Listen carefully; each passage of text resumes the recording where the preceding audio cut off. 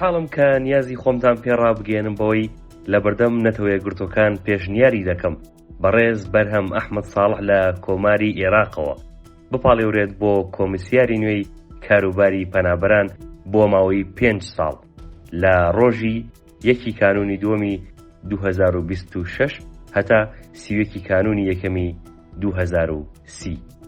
ئەنتۆنیۆ گۆتێرێس.